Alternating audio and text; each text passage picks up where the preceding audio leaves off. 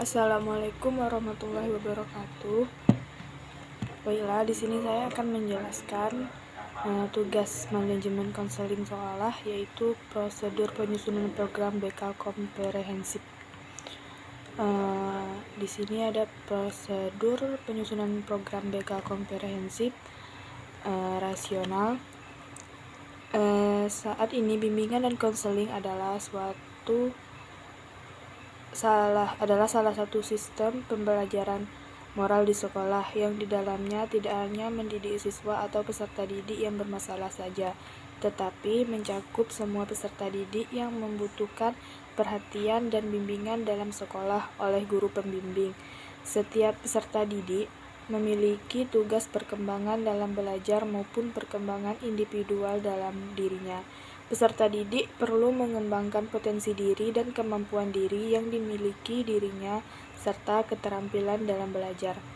Program BK hendaknya mengetahui kebutuhan yang dibutuhkan setiap peserta didik dan memberikan layanan dengan tepat sasaran. Dengan dasar pemikiran yang demikian, maka guru pembimbing hendaknya mengimplementasikan program BK sesuai standar kompetensi kemandirian peserta didik dan kompetensi dasar sesuai kurikulum sekolah dan visi misi sekolah. Untuk mencapai program BK dengan dasar pemikiran tersebut, maka perlu kerjasama antara guru pembimbing, guru mata pelajaran, serta pihak sekolah dengan memfokuskan pengembangan setiap peserta didik dalam hal belajar maupun kompetensi suatu potensi diri yang dimiliki oleh setiap individu di sekolah.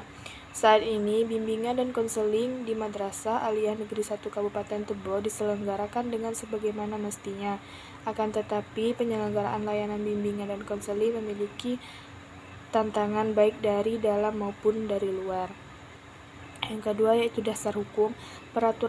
Yang pertama, Peraturan Menteri dan Kebudayaan Nomor 59 Tahun 2014 tentang Kurikulum 2013 Sekolah Menengah Atas atau Madrasah Aliyah.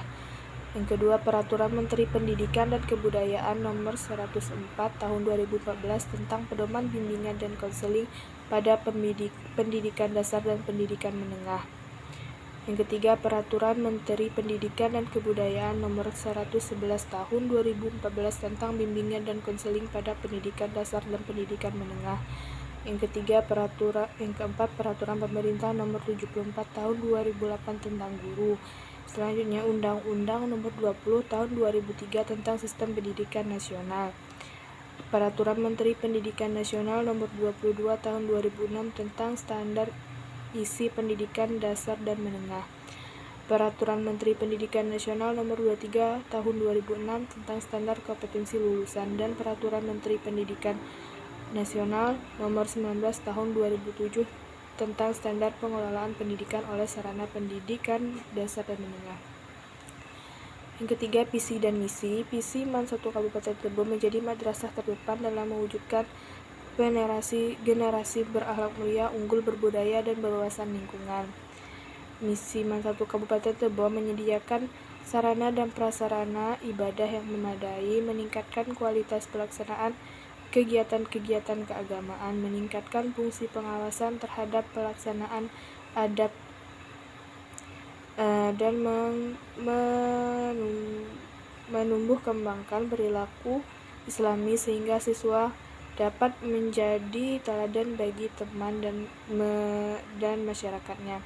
Menerapkan sistem penerimaan siswa baru yang selektif untuk memperoleh siswa-siswi yang berpotensi.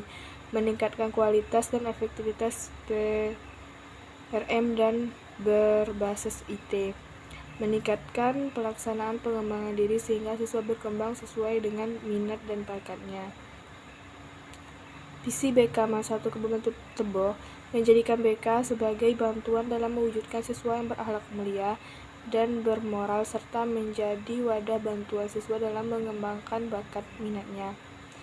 Misi BK MAN 1 Kabupaten Tebo meningkatkan kualitas moral siswa dalam kegiatan sehari-hari, menumbuhkan nilai agamis dan religius dalam berakhlak, membantu siswa dalam mengembangkan bakat minat, dan memberikan layanan yang tepat demi menyalurkan siswa ke PTN favorit.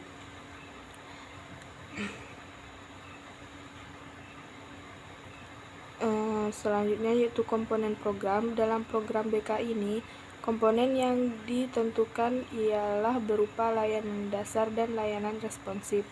Layanan dasar, pemberian layanan terhadap siswa kelas 11 MIPA 1 merupakan tujuan penyusunan dari program BK, di mana dengan pemberian layanan dapat mengembangkan dan membentuk siswa kelas dalam belajar serta memenuhi tujuan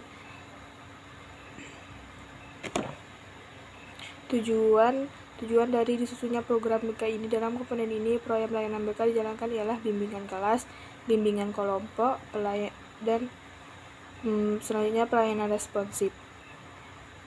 Dalam komponen ini, layanan yang diberikan ialah konseling individual dan kelompok, dan kolaborasi guru pembimbing dengan guru mata pelajaran dan wali kelas. Selanjutnya yaitu bidang layanan. Dalam program BK terdapat bidang layanan yaitu bidang konseling pribadi, sosial, belajar, dan karir. Dalam program ini saya memakai bidang pribadi dan berikut materi yang saya susun, yaitu materi empati. Submateri mempererat jalinan persahabatan yang lebih akrab dan memperlihatkan norma yang berlaku. Cara mempererat jalinan persahabatan yang lebih akrab dan meningkatkan rasa empati dengan memperhatikan norma dapat dilakukan dengan menerapkan hal-hal berikut. Yang pertama yaitu rekam semua emosi pribadi. Setiap orang pernah mengalami perasaan positif maupun negatif, misalnya sedih, senang, bahagia, kecewa, dan lain sebagainya. Pengalaman-pengalaman tersebut apabila kita catat atau rekam akan memberitahu kita memahami perasaan yang sama saat kondisi tertentu menjumpai kita kembali. Yang kedua yaitu perhatikan lingkungan luar atau orang lain, kemudian dengarkan curhat orang lain, dan bayangkan apa yang sedang dirasakan orang lain dan akibatnya untuk diri kita, dan lakukan bantuan secepatnya. Ada beberapa manfaat yang dapat kita temukan dengan kehidupan pribadi dan sosial manakala kita mempunyai kemampuan berempati, diantaranya menghilangkan sikap egois, menghilangkan kesombongan.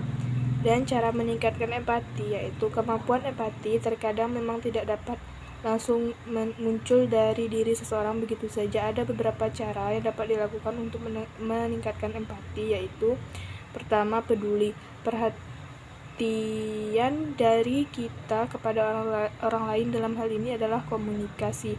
Sejauh mana komunikasi dapat terbentuk sehingga orang lain dapat merasa nyaman karena diperhatikan.